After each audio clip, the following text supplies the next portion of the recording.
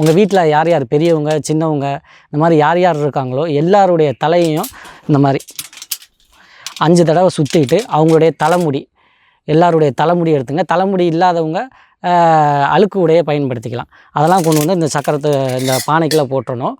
அந்த 4 பக்கட்டும் உங்கள் வீட்டோட 4 திசையிலேருந்து எடுத்து கொண்டு வந்த மண்ணை இதுக்குள்ளே சேர்த்து போட்டுறணும். போட்டுட்டு இதுக்கு முன்னாடி ஒரு தலைவாழை இலை விரிச்சிருங்க.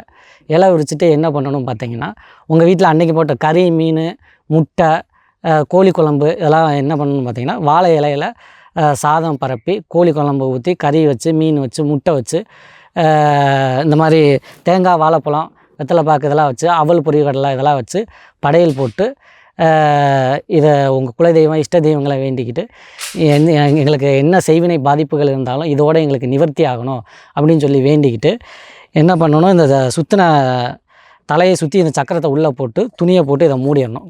கருப்பு துணி, மஞ்சள் துணி அந்த மாதிரி போட்டு மூடிட்டு ஒரு கருப்பு நூலை வச்சு அதை கட்டிடணும்.